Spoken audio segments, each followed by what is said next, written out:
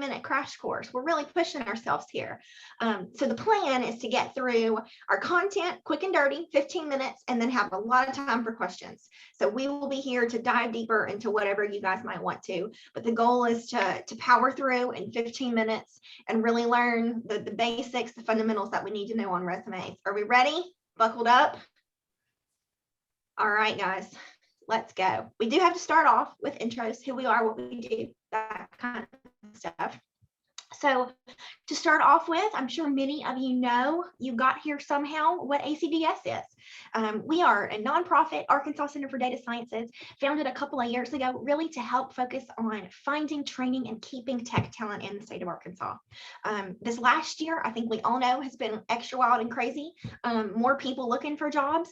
Right now, I feel like there's tons of employers hiring, but we're just trying to match everybody up with the right career field. We do that through events like this. We do that through coaching calls with you guys. We do that through some awesome training that we're able to offer online, whether it's technical training or whether it's events like this where we're talking about job searching and resumes and interviews and things like that. So our goal is to fill these IT positions, cybersecurity, data analyst, programming, any IT position that you might be interested in. We want to talk about it and learn more about you and try to help connect you with some of our employer partners all across the state. So that's our goal. Today's topic specifically is going to be resumes. We know that that's one of the first things you've got to have, and you've got some people here who have seen many, many resumes, good and bad, short and long, sweet and sour, whatever you want to call it. Ashley and I have seen a ton of resumes. So we're here to be your experts today. I am Kristen. For those who don't know me, I worked in IT for a while, started off as a programmer and loved getting to use that part of my brain. Very logical. Computers are very different from people because they tell you pretty quick and easy if you're wrong and can prove it. Sometimes people do that too, I guess, but shifted into the people world in IT management, recruiting, HR, training, all that good stuff. So have been doing that and did a lot of led all the hiring at Dillard's and their IT department for about 4 or 5 years. So I've done a lot of interviews, seen a lot of resumes, hired a lot of people, unfortunately told a lot of people no, but all that experience is at you guys today. It's focused on you. Ashley, you want to introduce yourself real quick? Yeah, Ashley French, started off as a headhunter, so on the staffing agency side, working with pretty, hiring managers or business owners with high expectations. So been coaching for a long time, helping folks get job offers, in addition to spend about almost 10 years in telecom as an IT recruiter. And again, so much of what Kristen and I have seen is all about kind of difference of opinions and kind of different hiring managers, kind of what their preferences are. So our goal today is really just to help you kind of beat the odds, beat those applicant tracking systems to get that interview and land the job offer. We also have another member of our talent acquisition team here, Jenny Sales. If you have any questions for any of us, recognize any names, like I said, we're here. Let us know in the chat or whatever. So let's roll. I don't have an official clock, but let's see how good we do with our time. Okay, guys, Ashley just kind of introed. A resume, there's so many people who look at it. There's so many people who have opinions about it. There's an applicant tracking system you've got to get past where thousands of people are uploading resumes and you got to get past the robots, right? Then there's a recruiter you got to get past. Then there's a hiring manager you got to get past. And let me tell you, everybody's going to have different preferences. Everybody's going to want something different. People are going to be picky about different things. So there's never going to be a perfect one size fits all resume. So one of the biggest things that we want to make sure you guys take away today is that it is you. Your resume is a reflection of you. We are happy to tell you some of our tips and tricks, what we've seen works, what we recommend on sections or how to word things, give you some additional great resources. But really want you to remember, this is yours. Make it feel like you, because you're the one who's going to be interviewing and you're the one who's going to be working in that job when you land it. And so you don't want to start off, acting like you're somebody you're not. You want to be sure that it's you and representing you and what you know and what you love so that you get that job that you love. All right, so let's start. Like I said, we're going to be quick and dirty. Here's the basics. We've got some screenshots along the way to show you guys some sample resumes that we've put together. And then we're going to just kind of hit some bullet points really quick. The overall format. There are so many different templates and ideas, and people have all kinds of thoughts on what a resume should look like. And even when I was job seeking, before I knew some of the tips and tricks about applicant tracking systems, I had a couple of columns on my resume. Tracking systems don't like that. It's very hard for them to interpret and know when one column stops and another column starts. So we recommend one basic major column. You'll see everything's kind of going down the page. Your eyeball knows where to go. It goes straight down the page. You want a good, easy to read font. Don't be doing crazy scripty stuff and blocky stuff and all kinds of wild stuff. A good, easy to read font. That way, if it's printed or if it's digital or wherever it might be, it's easy to read. Be careful with images. I know some people like to put a picture. You don't need to do that. Some people like to put logos. You don't need to do that. Some people like to put certificates or certification logos. You don't need to do that. I have seen some people use little images for like your phone, like a picture of a phone next to your phone number, a picture of an email, mail next to your email. Maybe if you want to play around with a little bit of that kind of stuff. But the reason we recommend not doing that is, once again, for these tracking systems, you want to be careful with your images. Ashley probably knows a little bit more of that, but it throws stuff off and it doesn't interpret it correctly, and it can totally mess up the format when it's trying to find certain things on your resume. Watch the color. We don't need a rainbow of a resume. I do like a little bit of color, but you want to be tasteful about it. If you want to maybe make your name or some of your major section categories in color, that's okay. Once again, doesn't need to be wild, keeping it simple. We want to watch the length too. When you apply to a job, nobody wants to read a novel. You want them to once again, pretty quick and easy, take a glance at your resume and know what you've got and what you're doing, what you've done. So maybe a max of 2 pages. We'll go into a little bit more detail. I know some people are like, but I've worked so much. I have so much great experience. I need to tell everybody my whole life story. This is not an autobiography. This is your resume. If you want to write an autobiography, somebody else is going to have to teach that class because I'm not very good at that one. So overall format, pretty simple. What sections do we want to include? We're about to break these down one by one, but starting at the top, you've got your name, your contact info. That's very important. When I look at a resume and I like it, that's the next thing that I want to know. How do I get in touch with Jimmy? I'm ready to talk to him. I need to find an email or a phone number. The next section, a lot of people call these different things: a summary, an objective, your professional summary, whatever you want to call it.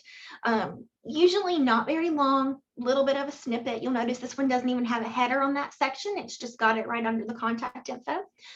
Making sure that the person you're sending your resume to knows what you're looking for. It gives you kind of an opportunity for some clarification, a little bit more explanation in that section. We are big fans of skill sections here. That was always one of the first things that my eyeball went to as a recruiter, because it's, once again, pretty quick. I don't have to dig through a whole lot of words. I can just look at the skills and see what some of those special skills that you say that you have, that you're really good at are, and if that matches what I'm looking for as a recruiter. Then we've got work experience and education. Sometimes these are flip-flopped, kind of usually depending on if you're looking for, an entry-level position or an experienced position. You may put the education first for an entry-level position. You may put the professional experience first for a more experienced position. And then if you want to include, and you have the room to include an activities or interests or hobbies or volunteer, some more of that stuff that's important to you, we recommend doing that if you've got the space and you want to put it at the bottom. But don't skip out on the major important stuff, the meat and potatoes, just for the fluff at the bottom. All right, Ashley, anything else to add? No, I think less is more. I think the key is, and we'll kind of jump into it on the next slide, but recruiters, we are much, closer to, Kristen's unique. She comes from an IT background, I mean that in a good way, to where she is very detailed, but, I would say the majority of recruiters are like salespeople. We're not detail oriented. We talk. We enjoy talking to people for a living. And, a resume that is, full of, too many words or doesn't have bullets it's going to get a quick scan. And if I don't see those keywords or, kind of requirements, you immediately go into the no stack. So typically on average, a recruiter is going to take 3 to 5 seconds to see if you are worth scheduling. And I shouldn't say worth, if your resume aligns with the requirements for the position or not. And in our current environment, they're flooded with applications. So we really have to do as best we can to try to tailor that resume. So your summary, at the very top should be short and concise. It should have, a little bit about you and a little bit about what you're targeting.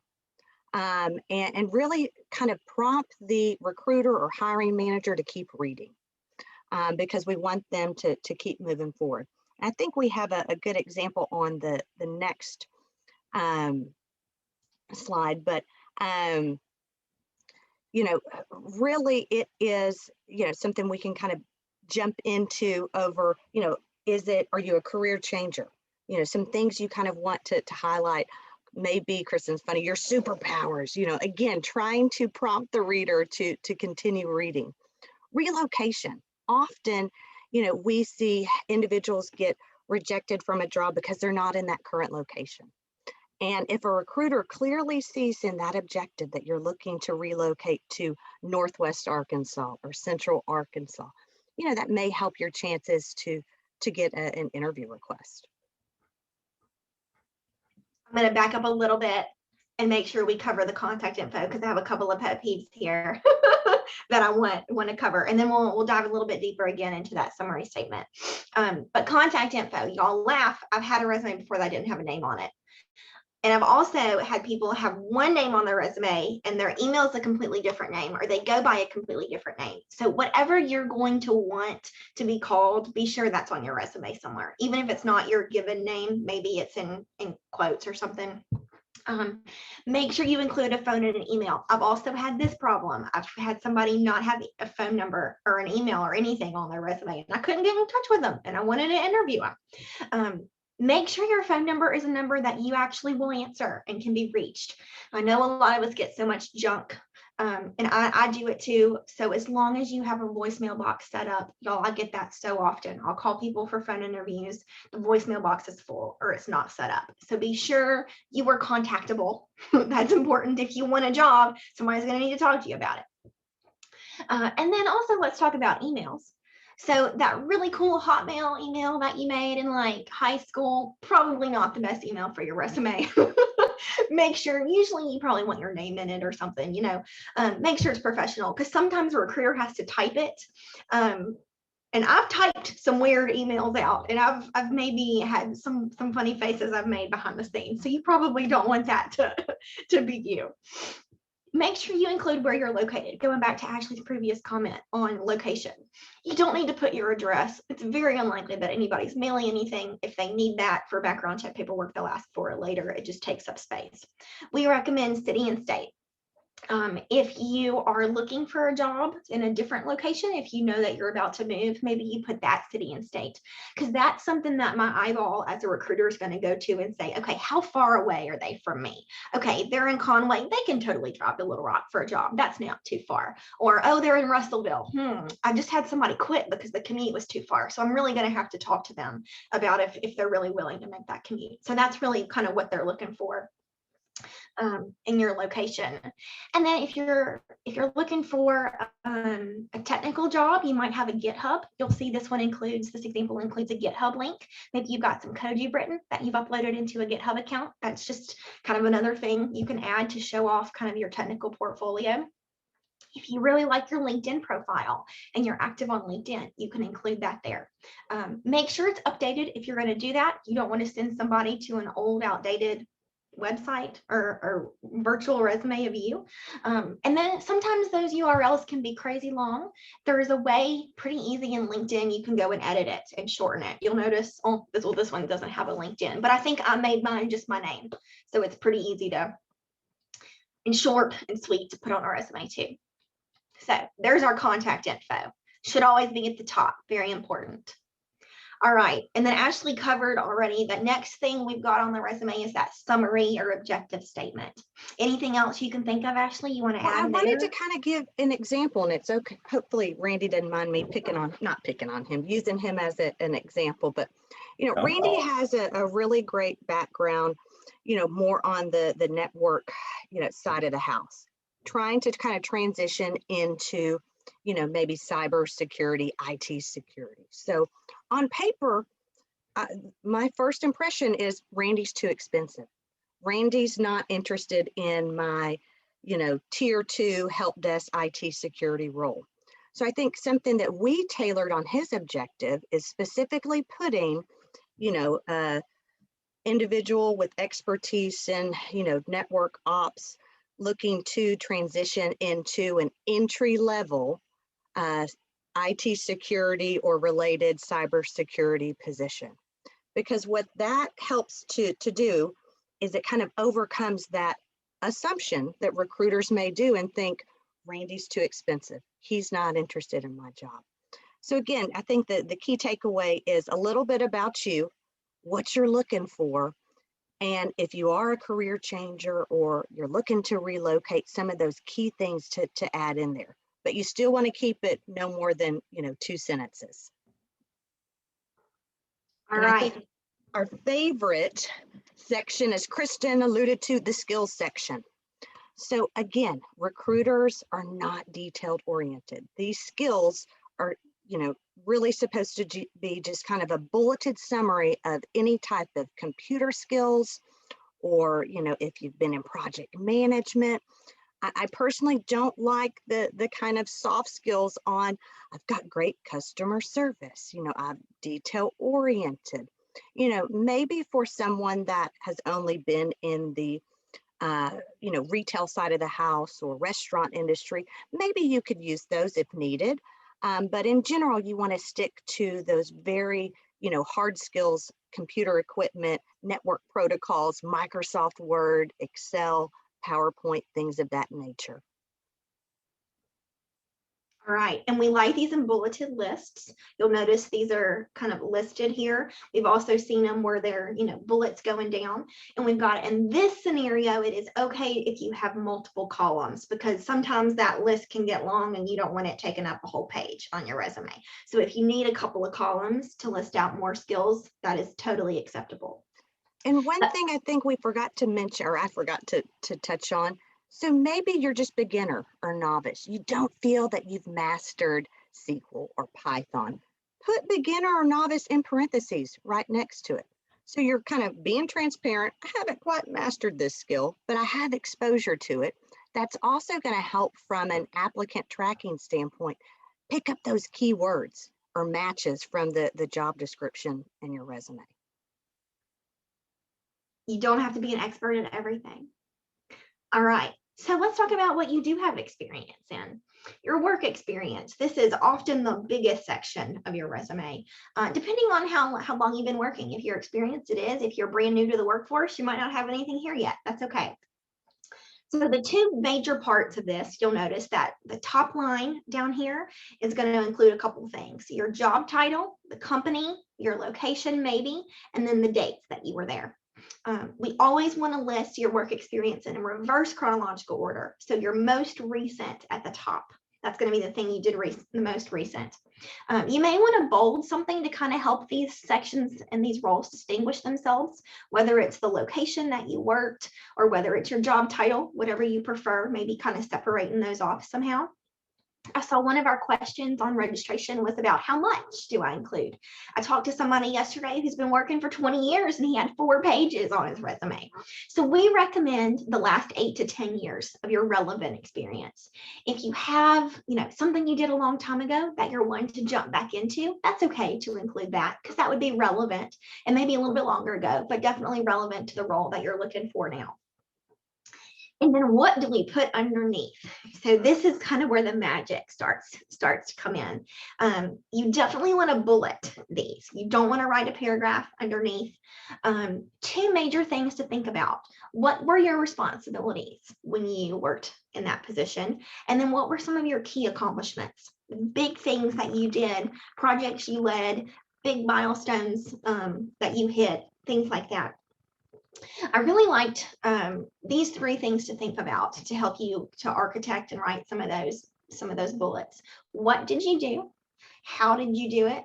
And my most favorite, and I think important, what was the impact? I think we had another really good question when somebody RSVP'd and they asked, how do I show what I have experience in, and how do I convey that this is what I'm really good at? That impact, those results, let's see, do we have any good ones? Good ones on here. Thinking about, if you created a new process that saved hours of paperwork, that many people didn't have to do all of that stuff anymore. Or if you trained on a new system and now the system was able to help you do this faster or this cheaper or whatever. Numbers are good. People like numbers because those are things that people can present to executives and say, hey, Jenny saved this much money, or Jenny's, done this much work, or hired this many people. The volume, usually bigger numbers, if it's a good thing, can help. And then this is one of those detail things that Ashley was kind of referencing earlier, but I mentioned it specifically because we've had some people lately notice it. If you're looking for maybe a support role or customer service role, sometimes these little nitpicky things like the verbs can matter. So you'll notice both of these bullets start with verbs. Assembled, that's what you did. Prepared, that's what you did. They're both past tense because I'm not currently in those roles. If you're currently in that role, you might say prepare or assemble. So once again, super nitpicky, but some people notice that and you don't want it to throw you out. All right, gonna jump so we can try to get through. I see a couple questions that we can come back to in a minute. All right, one of our last major sections is the education and training section. So there could be a lot of things that you include on here. Maybe you went to school, maybe you have an associate's degree or a bachelor's degree. Even if it's not relevant, that's okay. If you've got that, you can include it on there. What you want to include would be the name of your school, the degree that you earned, the year of graduation, if it's less than 10 years ago. If it's a really long time ago, don't feel like you have to include it. I know a lot of people have mentioned they feel like people use that to figure out how old they are, if they're targeting a certain age range, so you don't have to use that if you're not comfortable and don't want to. One of the most popular things that we coach people on through our programs are how to list their online training. There's so much good stuff out there. You guys spend so much time doing that. You definitely want to include that on your resume. That's going to give you a lot of good keywords and skills as well. I love this example we've got down here that shows Code Academy, one of my favorite development training sites. It shows the website, it shows the skills, and it showed a career path. And when you did it, you can list multiple courses. If you've taken multiple courses, you can maybe bullet some of those. And then make sure you're including what you've done, or even if it's in progress or completed, you can distinguish that as well. And then boot camps. We've talked to a lot of people in coding boot camps, Launch Camp or Coding Academy, or some of these other ones that are online. If you're doing something like that, you want to include, once again, the name, location, and then when you completed it.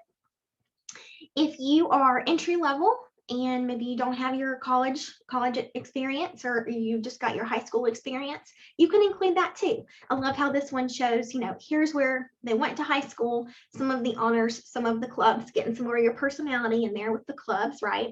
And then once again, showing the date that you graduated. So education training, you can group that together if you want to make it an education and training section, or have 2 separate sections, however you guys prefer to do that. All right. And then the last thing that we really wanted to touch on, and we'll be happy to dive deeper into this, is really some of these words, the key words and things that you're putting in those bullets on your work experience, or that you're putting in your skills section. We told you the format, we gave you some tips, but actually the content is so important. And right, that's what these ATSs are searching for. That's what the recruiter eyeballs are searching for. And there are some wonderful, wonderful tools out there to help you guys do that. So JobScan, the first one we got listed, I've kind of discovered recently, and it's pretty cool. You upload your resume, you upload the specific job you're applying for, or something similar to what you'd be looking for, and it gives you a percentage match. It tells you here's how accurate or how much your resume matches this job position. And they tell you to aim for 80%. And it can really help you figure out, okay, what are keywords from this job description that I might be missing in my resume? How do you find those keywords? That's number 2, word clouds. You can upload a job description and it says, hey, these are probably the really important things in this job that a recruiter, that a tracking system is going to be looking for. Then you can take those and see, how can I put this? If I have this experience, how can I put this in my resume? Can I include these things in my summary? Can I include these things in my skills section, in my education, or my work experience? What about strengthening those resume bullets? We don't, there's so many better ways that you can word things, and using the right verbs, and helping you get to showing how you make that impact. So Cultivated Culture has a couple of great resources. The first that we've got listed here is their resume bullet analyzer. Sounds very robotic.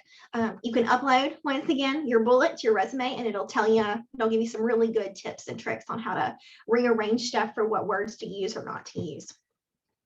And then what about just getting started? Sometimes you might have a resume, or, sometimes Word just gives me problems, and you push enter and it moves stuff where you don't want it to go, and it puts numbers when you don't want numbers, and it indents when you don't want it to indent. So there are some awesome templates out there. Once again, this Cultivated Culture site, I'm really liking some of theirs. Some of theirs do have some color and some fun on it. They are proven. They've been used by recruiters and created by recruiters. And then we have 2 as well. Our screenshots came from some of our ACDS templates, people that we've been working with, a lot of the things that we see and we coach people on every day too. Want to make sure you guys have these resources. We will send all of this out to you when we get done. Okay, that might have been more like 25 minutes. Hey, I'm amazed, considering we always go over. That was great crash course. We did it. It was still kind of quick and dirty, I guess. Totally could have talked a lot more. All right. So what questions, or what else, Ashley or Jenny, can you guys think of that you want to add? Yeah, I wanted to go through some of the questions that were sent in, if that's okay. And then feel free to anyone else, you can put it in the chat, or if you're more comfortable putting in a private message, we can do that. But Kristen, I think we have 2 questions talking about tailoring a resume for a particular opportunity or just a cover letter. I think you tailor the resume 100%. Cover letter, I like cover letters if they're right. I'll be honest with you though, I always am going to look at a resume. Every time, if I had a cover letter and a resume, I'm going to look at the resume first. If there's a cover letter, I might click on it. If the resume is not good enough, I might not even click on the cover letter anyway. A lot of places don't ask for a cover letter, but almost everybody's going to ask for a resume. So I 100%, and I'm pretty sure Ashley and Jenny are going to agree with me, say, yes, you want to tailor your resume to the job. Does that mean more work? Probably so. Sometimes it means you might need a couple of templates. If you're interested in, an IT support job or a development job, maybe you have 2. Maybe you have, this is my resume that's got, a lot more focus on, IT support stuff that I've done, the networking and the computer repair and computers I've built and how I've supported people and customer service experience. And then here's my resume that's focused on development, and it's got all the programming languages that I know highlighted, and it's got projects that I've built, and it's got, blah, blah, blah, blah, right? All of that kind of stuff. So you may need to have 2 resumes. That's okay. I know it's a little bit more work, but it is worth it. And it's so important. I think Ashley put in one of these, have y'all heard of like above the fold? The top, like 1/3 of what you're looking at on a page on a website, that's where you really get the attention grab. Kind of like the newspaper, I think is where it comes from, right? The headline, the best story, what's going to get you to actually buy that paper, if paper still exists, and open it up, is going to be the headline above the fold on the newspaper. And so there's only so much space there, which is why it's important to make sure your resume specifically on that section too, is going to match that job posting. That's what I think. Sometimes an easy version, and again, kind of everyone has their own preferences.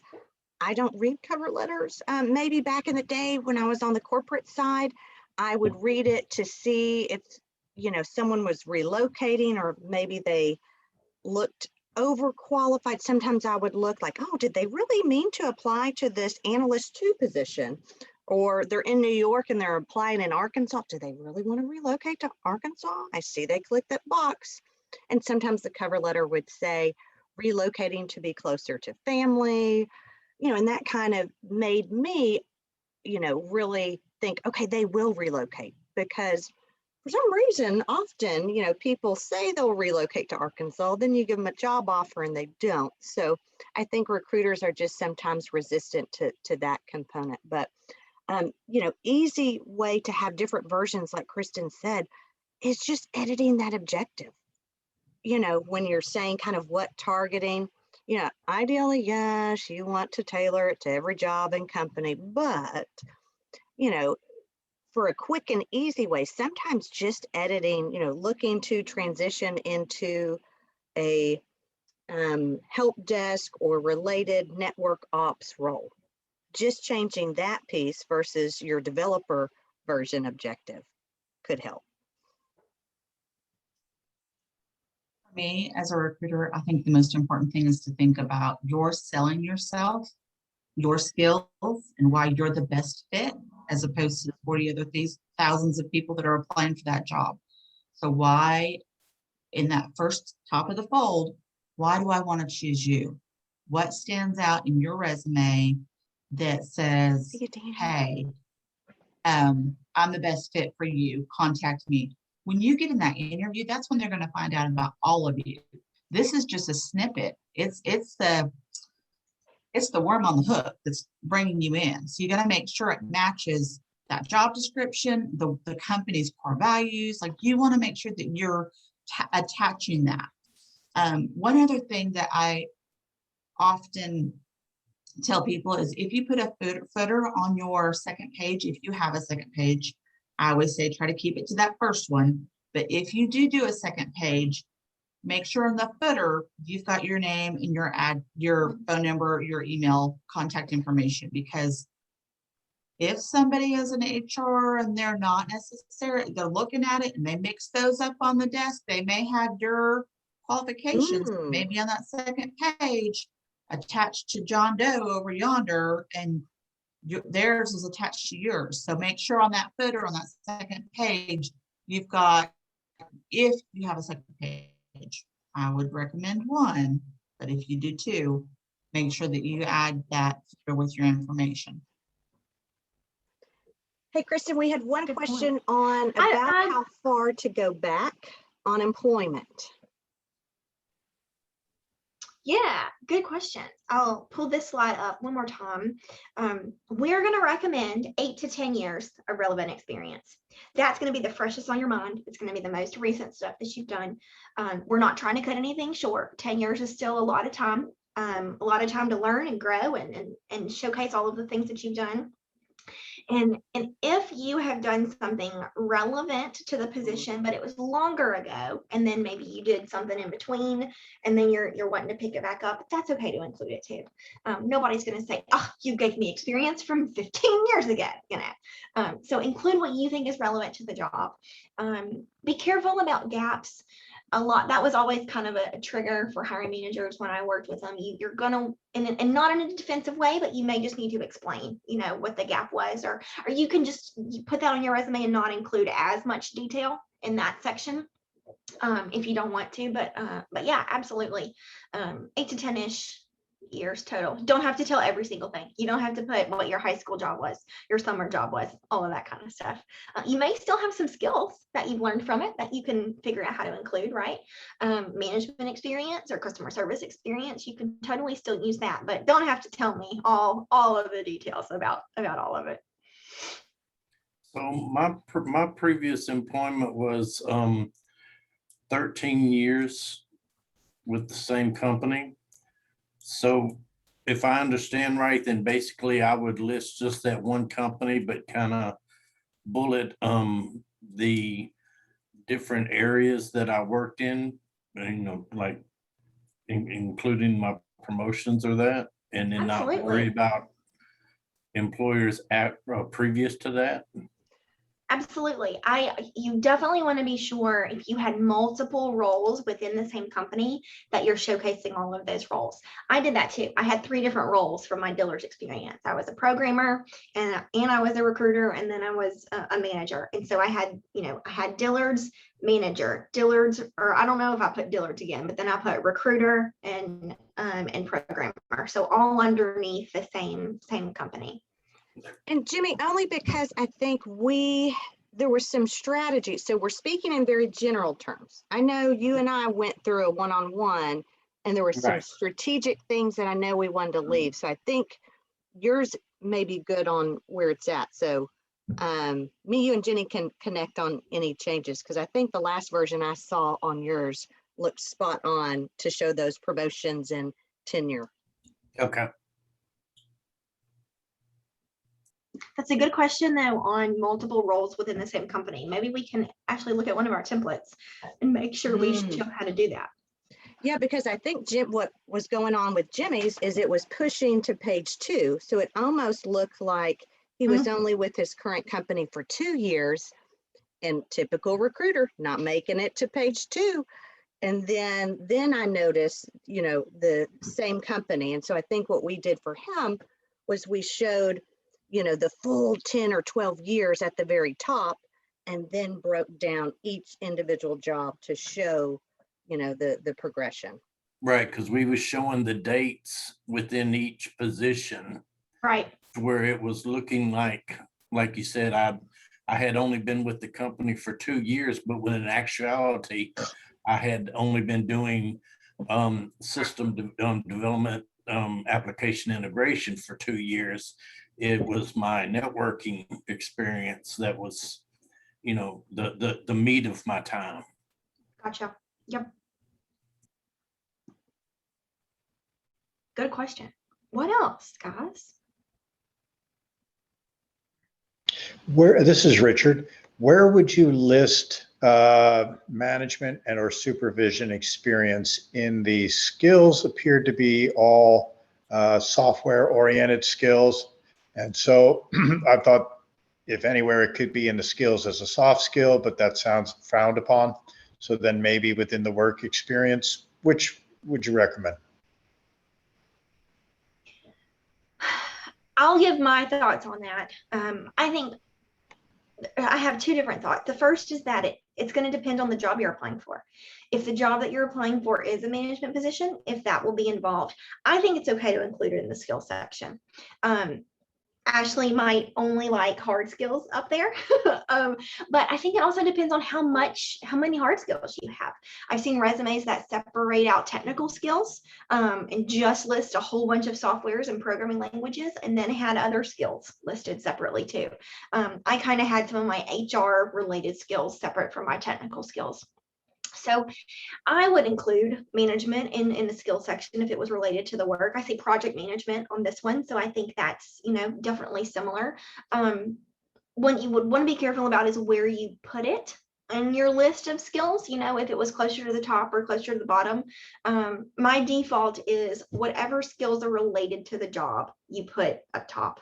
You're going to rank those higher, and then the other stuff you're going to rank a little bit lower. But then you also definitely want to include it in your bullets on your work experience as well. So hopefully you've got it in 2 places and you can elaborate on how large of a group you manage, what the impact was of the team that you managed, how much work they did, how much better they did work. All that kind of stuff you can include, the type of work that they did, the diversity of work that they did. You can include that, stuff like that in more detail in a bullet under your work experience. Ashley, Jenny, any other thoughts? No, I think I'm spot on with you. I think the key, Richard, is going to be, highlighting it if you're applying for a management, but if you're applying for an individual contributor role, you may not have to put it in the summary, the skill summary at the top, but it's going to be seen in your work history, oversaw a team of 10 technicians, in addition to your job title. I think that one is kind of an exception to the, not having all of the soft skills, whatnot in the summary. I think management, if you've been in that leadership role, that's okay to add. Okay, thank you. You can see it's hard to do a one size fits all when it comes to resumes, because your experience, the job that you're interested in, the position that you're in, all of this, we kind of have to put in a mixing bowl and spit out your unique flavored iced decorated cake. I've had a sweet tooth lately.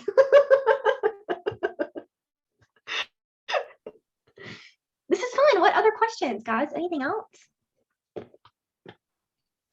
I want to throw our contact info up here. I think it's our last slide, and make sure that everybody knows. I didn't take the animations off of that one. Whoops. But make sure everybody knows that we're here to do this, to coach you one-on-one and go through a resume. Would love to sit down on Zoom or on the phone and talk about, what to include or what not to include, or at least tell you some of our thoughts or recommendations. There's, once again, don't forget about those great online resources. My recommendation would be for you to take a stab at it first, so we can see what you're thinking, what you're really interested in, and what you want to be sure you include and focus on, and what you love and what you want to showcase, and then we can help refine it and move around or edit or add or give you some places to focus on, or to keep perfect, because they're great the way that they are. So resumes are so tricky. I listened to some really good TED Talks, or at least one really good TED Talk and a couple other videos yesterday while I was preparing, and one really cool one that I wanted to share, a little trick that I heard, and I'll have to send out the TED Talk when I send out this info. I'm not stealing her content, but this lady worked as the first person that you saw after you got laid off. And so it was her job to meet with people right after they were laid off and help them find their next thing to do. The companies would hire her. Outsourcing, I think, is what this is called. And so talk about dealing with people who are, going through maybe one of the worst things in their lives, and how to coach them on being positive and to figure out how to take everything that just ended and focus on what's new. And she came up with a great method that I thought was really cool. She recommended you write out maybe the 7 moments in your career that you just were career stories that you love to tell. I felt so alive, and I loved this project, and this is this thing that I did that pumped me up and that I was so proud of, and I got to take this and run with it, and here's this cool thing that I did. Your career stories. If you were coaching somebody or telling your kids or somebody else's kids, about here's this really cool story, or your favorite, Thanksgiving story to tell about work, whatever. Put them in order, in chronological order, and then flip over the index card, and on the back write those superpowers, those strengths. What were the things that carried you through that? What were the things that you had that made you so good at that? What were the things that you enjoyed when you did that? And those are the words, some of the keywords that you want to put in your skill section. Those are some of those keywords that you want to look for in the job that you're looking for next. Are these opportunities going to exist in this job that you're looking for? Those will help you with your bullets underneath your work experience and give you some good interview talking points too. So I really loved that. And telling stories, I think, is just a great way for us to kind of realize, oh yeah, this is what I like, this is what I'm good at, instead of maybe the pressure of the 1 page or the 2 page or the not too many words in the format and all of that stuff. So kind of taking a step back and focusing on you and what you've loved and why, and that can help you take all of that and turn it into the 2 or 3 2 important pieces of paper to submit when you're applying for a job. All right. Anybody have anything else you want to ask about, talk about? Well, thank you so much for joining us.